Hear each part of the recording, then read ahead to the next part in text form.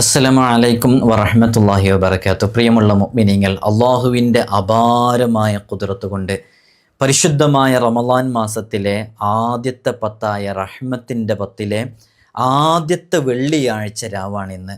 നാളെ വെള്ളിയാഴ്ച പകലുമാണ്. നിങ്ങളൊരു പക്ഷേ ഈ വീഡിയോ കണ്ടുകൊണ്ടിരിക്കുമ്പോൾ മനസ്സകങ്ങളിൽ നല്ല ചിന്തയോടുകൂടെ മാത്രം കാണുക. ഇന്ന് നമ്മൾ പറയാൻ പോകുന്ന ചില പ്രധാനപ്പെട്ട വിഷയങ്ങളുണ്ട്. അത് കൃത്യമായി നിങ്ങൾ മനസ്സിലാക്കിയിട്ട് ജീവിതത്തിലേക്ക് ഉൾപ്പെടുത്തുക. ഇത് ഞാൻ കേവലം നിങ്ങളോട് പറയുന്നതല്ല, എന്നോടുകൂടെയാണ് ഈ ഉപദേശിക്കുന്നത്. യഥാർത്ഥത്തിൽ ഇങ്ങനെ ഒരു റമളാൻ നമുക്ക് വീണ് കിട്ടിയിട്ട് നമ്മളത് ഉപയോഗപ്പെടുത്തിയിട്ടില്ലെങ്കിൽ തീർച്ചയായും നമുക്ക് തീരാ നഷ്ടമായിരിക്കും.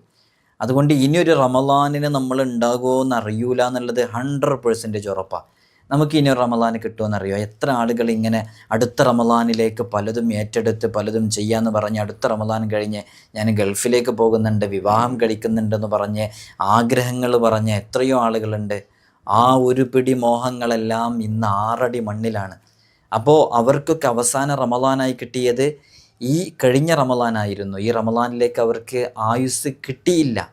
നമ്മൾ 2 മാസം ദീർഘകാലം റബ്ബിനോട് ചോദിച്ച് വബല്ലിഗ്ന റമളാൻ എന്ന് പറഞ്ഞ് ദുആ ചെയ്ത് അള്ളാഹു നമുക്കൊരു റമളാന് കൂടെ നൽകിയിരിക്കുകയാണ്. എൻ്റെ പ്രിയമുള്ള മുഅ്മിനീങ്ങളെ, നഷ്ടപ്പെടുത്തരുത്. അവസരം കൃത്യമായി ഉപയോഗപ്പെടുത്തണം. റബ്ബ് നമുക്ക് നൽകുന്ന വലിയ സൗഭാഗ്യങ്ങളെക്കുറിച്ച് നമ്മൾ മനസ്സിലാക്കണം. അള്ളാഹു നമുക്ക് തൗഫീഖ് നൽകട്ടെ ഇൻഷാ അല്ലാഹ്. വിഷയത്തിലേക്ക് പ്രവേശിക്കുന്നതിന് മുമ്പ് എല്ലാ ദിവസവും നമ്മൾ സൂചിപ്പിക്കാറുള്ളത് പോലെ തന്നെ നേരിട്ട് കാണാനുള്ള ഡേറ്റ് ചൊവ്വാഴ്ചകളിൽ മാത്രമാണ്. ചൊവ്വാഴ്ച നേരിട്ട് വരാൻ ബുക്ക് ചെയ്യാൻ വിളിക്കേണ്ടത് ഞായറാഴ്ച 10 മണിക്കാണ്. അതുപോലെ തന്നെ നമ്മൾ നമ്മുടെ നോമ്പ് തുറയെക്കുറിച്ച് പറഞ്ഞിട്ടുണ്ടായിരുന്നു, നിങ്ങൾക്കൊക്കെ അറിയാം. വിശുദ്ധ റമളാനിൽ ഏറ്റവും പുണ്യകരമായൊരു കർമ്മമാണ് നോമ്പ് തുറപ്പിക്കുക എന്നുള്ളത്. ഇന്നലെ ഞാനിത് പറഞ്ഞപ്പോൾ, കഴിഞ്ഞ ദിവസങ്ങളിലൊക്കെ പറഞ്ഞപ്പോൾ ഒരുപാട് ഉമ്മമാർ അവരുടെ മനസ്സിൻ്റെ ഉള്ളിലുള്ള എത്രയോ സഹോദരന്മാർ, അവർ ജോലിയിൽ പ്രയാസങ്ങൾ അനുഭവിക്കുന്നവർ, അതിൽ നിന്നൊക്കെ രക്ഷ കിട്ടണം എന്നുള്ള നിയ്യത്തോടു കൂടെ അവർ നോമ്പുതുറ ഏറ്റെടുത്തവരുണ്ട്. അതിൽ ഞാനിപ്പോഴും ഓർത്തു പോവുകയാണ്, ഒരു ജയിലിലകപ്പെട്ടവർക്ക് വേണ്ടിയിട്ട്, അവരുടെ പ്രിയപ്പെട്ടവർ വേണ്ടിയിട്ട് മോചനം കിട്ടാൻ വേണ്ടിയിട്ട് ഏറ്റെടുത്തത്. അള്ളാഹു എല്ലാവർക്കും ഖൈർ നൽകട്ടെ ഇൻഷാ അല്ലാഹ്. ഈ റമളാനിലെ ഒരു നോമ്പുതുറയുടെ നിങ്ങളുടെ വിഹിതം ഇൻഷാ അല്ലാഹ് ഒരു 50 പേരുടെയോ 30 പേരുടെയോ 20 പേരുടെയോ ഏറ്റെടുക്കാൻ സാധിക്കുമെങ്കിൽ ഈ കാണുന്ന നമ്പറിലൊന്ന് അറിയിക്കണം ഇൻഷാ അല്ലാഹ്. ഒരുപക്ഷെ അതായിരിക്കും നമ്മുടെ ജീവിതത്തിലെ ഒരു ടേണിംഗ് പോയിൻ്റ് ആയിട്ടുള്ള, നമ്മൾ പ്രതീക്ഷിക്കാത്ത രൂപത്തിൽ നമുക്ക് ഒരുപാട് ഖൈറുകൾ ലഭിച്ചേക്കാവുന്ന നല്ലൊരു വഴി തുറന്നു കിട്ടാൻ അതൊരു കാരണമായേക്കാം. അള്ളാഹു തൗഫീഖ് നൽകട്ടെ ഇൻഷാ അല്ലാഹ്. നമ്മുടെ ദർസിലേക്കുള്ള അഡ്മിഷൻ ആരംഭിച്ചിട്ടുണ്ട്. കഴിഞ്ഞ വർഷവും നമ്മൾ ഇതേപോലെ അപ്ഡേഷൻ അറിയിച്ചിട്ടുണ്ടായിരുന്നു. ഈ വർഷവും അറിയിക്കുകയാണ്. നമ്മുടെ മക്കൾക്കൊക്കെ സ്കൂളിലെ ആനുവൽ എക്സാം കഴിഞ്ഞ് അവർ പുതിയ അധ്യയന വർഷത്തിലേക്ക് കാലെടുത്ത് വെക്കുമ്പോൾ ആത്മീയാന്തരീക്ഷത്തിൽ ദീനീ ചിട്ടയിൽ നല്ല മക്കളെ വളർത്തണമെന്നാഗ്രഹിക്കുന്നവർക്ക് നമ്മുടെ ദർസിലേക്ക് ചേർക്കാവുന്നതാണ്. നമ്മൾ ഇവിടെ നിന്നവർക്ക് മതവും ഭൗതികവും അവർക്ക് ആവശ്യമുള്ള എല്ലാ വിഷയങ്ങളും അവരുടെ കഴിവിനനുസരിച്ച് നമ്മൾ പഠിപ്പിച്ചു കൊടുക്കും. തികഞ്ഞ അച്ചടക്കത്തോടുകൂടെ മാതാപിതാക്കൾ ആരാണ്, ഉമ്മയാരാണ്, ഉപ്പയാരാണെന്ന് മനസ്സിലാക്കി അറിഞ്ഞ് നല്ല രൂപത്തിൽ പെരുമാറുന്ന നല്ല സ്വഭാവമുള്ള മക്കളാക്കിയിട്ട് നമുക്ക് തിരിച്ചു തരാൻ സാധിക്കും. ഇതിനോടകം തന്നെ നമ്മുടെ ദർസിൽ പഠിക്കുന്ന മുതഅല്ലിമീങ്ങൾ വിവിധങ്ങളായ മേഖലകളിൽ കഴിവ് തെളിയിച്ചിട്ടുണ്ട്. വിവിധങ്ങളായ തലങ്ങളിൽ ഫസ്റ്റ് റാങ്ക് ഉൾപ്പെടെ നേടിയവരുണ്ട്. SSLC +2 തുടങ്ങിയ ക്ലാസ്സുകളിലൊക്കെ നല്ല മാർക്ക് വാങ്ങിച്ചവരുണ്ട്. ഇൻഷാ അല്ലാഹ് നിങ്ങൾക്ക് നിങ്ങളുടെ മക്കളെ വിശ്വാസത്തോടുകൂടെ ഏൽപ്പിച്ചു തരാവുന്നതാണ്. നമ്മുടെ ദർസിൽ പഠിക്കുന്ന മുതഅല്ലിമീങ്ങളുടെ വീഡിയോസും മറ്റുമൊക്കെ നിങ്ങൾ പലപ്പോഴും കണ്ടിട്ടുണ്ടാകും. നല്ല മക്കളായി വളരാൻ നല്ല രൂപത്തിൽ തന്നെ അവരെ ചെറുപ്പത്തിലേ വളർത്തണം എന്നുള്ളതാണ്. ചിലപ്പോൾ നമ്മളൊക്കെ വിചാരിക്കും 10ാം ക്ലാസ് കഴിഞ്ഞിട്ട് ചേർക്കുക, അതൊക്കെ അല്ല അതിൻ്റെ ഒരു ടൈം എന്ന്. അല്ല, നമ്മുടെ കാലം അങ്ങനത്തെ ഒരു കാലമാണ്. മക്കളെ നേരത്തെ ചേർത്തുമ്പോഴാണ് അവർ ആ രൂപത്തിൽ നമുക്ക് കിട്ടുള്ളൂ. 10ാം ക്ലാസ്സൊക്കെ കഴിയുമ്പോഴേക്ക് നാട്ടിലൊക്കെ ഫ്രണ്ട്ഷിപ്പും കാര്യങ്ങളൊക്കെ കൂട്ടുകെട്ടൊക്കെ ആയാൽ പിന്നെ അവർ ദർസിലേക്ക് വരാൻ കൂട്ടാക്കൊന്നുമില്ല. നമ്മൾ പലപ്പോഴും കാണുന്നതാണ്. ഇപ്പോഴത്തെ ഒരു കാലം അറിയാലോ, കള്ളിനും കഞ്ചാവിനും ലഹരിക്കും മദ്യത്തിനൊക്കെ അടിമപ്പെട്ട് കുത്തഴിഞ്ഞ് ജീവിക്കുന്ന ഈ കാലഘട്ടത്തിൽ നല്ല രൂപത്തിൽ നല്ല ചിട്ടയിൽ നമ്മളൊക്കെ ആഗ്രഹിക്കുന്നത് നാളെ നമ്മുടെ ഖബറും പുറത്ത് വന്നിട്ട് സലാം പറയുന്ന സ്വാലിഹീങ്ങളായ മക്കളാവണമെന്നല്ലേ. ഇൻഷാ അല്ലാഹ് താല്പര്യമുള്ളവർക്ക് ഈ കാണുന്ന വാട്സപ്പ് നമ്പറിൽ നമ്മളെ കോൺടാക്റ്റ് ചെയ്യാവുന്നതാണ്. അഡ്മിഷൻ എന്ന് ടൈപ്പ് ചെയ്താൽ ഇൻഷാ അല്ലാഹ് നിങ്ങൾക്ക് ആവശ്യമുള്ള സംശയങ്ങളൊക്കെ അതിൽ ചോദിക്കാവുന്നതാണ്. വളരെ പെട്ടെന്ന് തന്നെ അഡ്മിഷന് പേര് തരണം. നമ്മൾ നിശ്ചിത ആളുകളെ മാത്രമേ എടുക്കുള്ളൂ എന്നുള്ളത് അറിയിക്കുകയാണ്. അപ്പോൾ അത് പ്രത്യേകം ഓർമ്മപ്പെടുത്തണം. അതിൽ നമ്പറും കാര്യങ്ങളൊക്കെ ഉണ്ട്. ഞാൻ ഇന്നിവിടെ പറയാൻ ഉദ്ദേശിക്കുന്നത് മുത്തുനബി സല്ലല്ലാഹു അലൈഹി വസല്ലം തങ്ങൾ അവിടുത്തെ 23 വർഷക്കാലത്തെ ജീവിതത്തിൽ ധാരാളം പ്രതിസന്ധികളും പ്രയാസങ്ങളും ബുദ്ധിമുട്ടുകളും അനുഭവിച്ചു.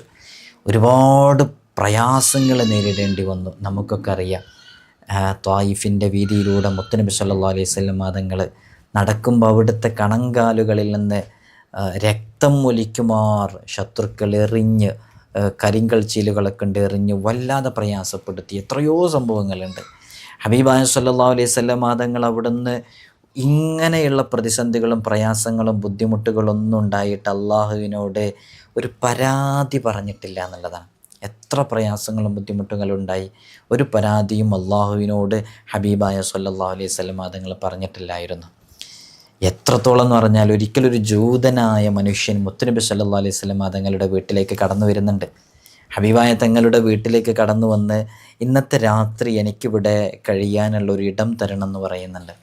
ഹബീബായ സല്ലല്ലാഹു അലൈഹി വസല്ലം തങ്ങൾ വളരെ സന്തോഷത്തോടു കൂടെ ജൂതനാണ് എന്നൊന്നും നോക്കിയിട്ടില്ല, ആ ജൂതന് വേണ്ടിയിട്ടുള്ള എല്ലാ സൗകര്യങ്ങളും ചെയ്തു കൊടുത്തു. അയാൾ വീട്ടിൽ താമസിക്കുന്നുണ്ട്. അങ്ങനെ തഹജ്ജുദിൻ്റെ സമയത്ത് മുത്തുനബി സല്ലല്ലാഹു അലൈഹി വസല്ലം തങ്ങൾ എഴുന്നേൽക്കുമ്പോൾ കാണുന്ന കാഴ്ച, ഈ ജൂതനായ മനുഷ്യൻ അയാൾക്ക് കൊടുത്ത വീട്ടിലെ വിരിപ്പിൽ കാഷ്ടിക്കുകയും മലമൂത്ര വിസർജനം ചെയ്യുകയും അതിനുശേഷം അയാൾ കടന്നു കളയുകയും ചെയ്തിരിക്കുകയാണ്. ഇങ്ങനെയൊക്കെ ചെയ്തു എന്നതിനപ്പുറത്തേക്ക് അത് ഒന്നും ക്ലീൻ ചെയ്യാതെ അതങ്ങനെ തന്നെ കടന്നു കളഞ്ഞു എന്നുള്ളത് വലിയൊരു തെറ്റ് തന്നെയാണ്.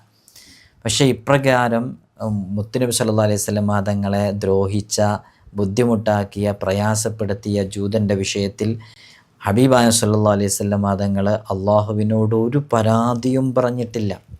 ആ നുബുവത്തിൻ്റെ കരങ്ങൾ കൊണ്ട് മുത്തുനബി സല്ലല്ലാഹു അലൈഹി വസല്ലം തങ്ങൾ ആ കൈകളെ കൊണ്ടാണ് അതെല്ലാം വൃത്തിയാക്കിയത്, അവിടുന്ന് ശുദ്ധീകരണം നടത്തിയത്. മറ്റൊരു സന്ദർഭത്തിൽ അപ്പോൾ അത് അള്ളാഹുവിനോട് പരാതി പറഞ്ഞിട്ടില്ല. ഞാനീ പറയുന്നത് നോക്കണം. എന്നാൽ നബിതങ്ങൾ പരാതി പറഞ്ഞ 2 വിഷയങ്ങളുണ്ട് അള്ളാഹുവിനോട്. അത് റമദാനുമായി ബന്ധപ്പെട്ടതായതുകൊണ്ടാണ് ഞാൻ പറഞ്ഞു വരുന്നത്. ഇത്രയൊക്കെ പ്രയാസങ്ങളുണ്ടായിട്ടും ഹബീബായ തങ്ങൾ ഇതുവരെ അള്ളാഹുവിനോടൊരു പരാതിയും പറഞ്ഞിട്ടില്ല. 2 വിഷയങ്ങളിലൊഴികെ.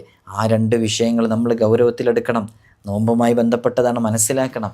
മറ്റൊരു സന്ദർഭത്തിൽ 3.5 വർഷക്കാലം നരകയാതന അനുഭവിച്ച് മുത്തുനബി സല്ലല്ലാഹു അലൈഹി വസല്ലം തങ്ങൾക്ക് കഴിയേണ്ടി വന്നിട്ടുണ്ട്.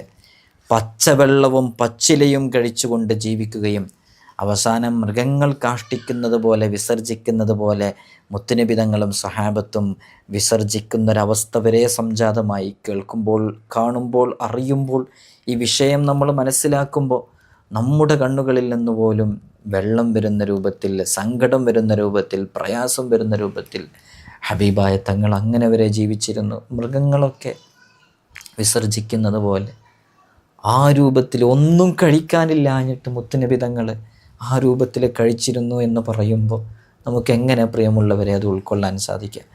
അത്ര പ്രയാസത്തിൽ അകപ്പെട്ടു ഹബീബായ തങ്ങൾ. ആ രൂപത്തിൽ വെള്ളം കോരാൻ ഉപയോഗിക്കുന്ന, വെള്ളമെടുക്കാൻ ഉപയോഗിക്കുന്ന തോലിൻ്റെ തൊട്ടിയുണ്ട്. ആ തൊട്ടിയിൽ നിന്ന് അല്പഭാഗം മുറിച്ചെടുത്ത് ആ തോല് വെള്ളത്തിൽ തിളപ്പിച്ച് കഴിക്കേണ്ട അവസ്ഥ ഹബീബായ തങ്ങൾക്കുണ്ടായി. 3.5 വർഷക്കാലം അങ്ങനെ സംഭവിച്ചു. ഹബീബായ തങ്ങൾ അനുഭവിച്ച വിശപ്പ്, ആ വിശപ്പിനെക്കുറിച്ച് മുത്തുനബി സല്ലല്ലാഹു അലൈഹി വസല്ലം തങ്ങൾ അള്ളാഹുവിനോടൊരു പരാതിയായി ബോധിപ്പിച്ചിട്ടില്ല. ഇങ്ങനെയൊക്കെ പ്രവാചക ജീവിതത്തിൽ, ഹബീബായ തങ്ങളുടെ ജീവിതത്തിൽ ധാരാളം യാതനകളും വേദനകളും സഹിക്കേണ്ടി വന്നപ്പോഴും അവിടുന്ന് ഒരു ചെറുപുഞ്ചിരിയോടെയാണ് അതിനോടൊക്കെ നേരിട്ടത്. എന്നാൽ 2 വിഭാഗം ആളുകളെക്കുറിച്ച് ഹബീബായ സല്ലല്ലാഹു അലൈഹി വസല്ലം തങ്ങൾ അള്ളാഹുവിനോട് പറയും.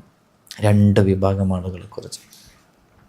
അപ്പോൾ ഒന്ന് ആലോചിച്ച് നോക്കണം, ആ 2 വിഭാഗം ആളുകൾ എത്രമേൽ പരാജിതരായിരിക്കും, എത്രമേൽ ഭാഗ്യം കെട്ടവരായിരിക്കും. ഹബീബായ സല്ലല്ലാഹു അലൈഹി വസല്ലം തങ്ങൾ പരാതി പറയുന്ന അവസ്ഥയിലേക്ക് തരം താണുപോയ ആ ദൗർഭാഗ്യവന്മാരുടെ അവസ്ഥ എത്ര ദയനീയമാണ്. ആ രണ്ട് വിഭാഗത്തിൽ ഒരു വിഭാഗം ആരാണെന്നറിയോ? ഹബീബായ സല്ലല്ലാഹു അലൈഹി വസല്ലം അതുങ്ങൾ പറയുന്നുണ്ട്, റമളാൻ സമാഗതമായിട്ടും ആ റമളാനിനെ ബഹുമാനിക്കാത്ത വിഭാഗം ആളുകളാണ്. റമളാൻ വന്നിട്ടതിനെ ബഹുമാനിക്കാത്ത ആളുകൾ. ഇന്നലെ വരെയുള്ള ജീവിതമാണ് നമ്മുടെ ഇന്നത്തെ ജീവിതവും, ഒരു മാറ്റവും.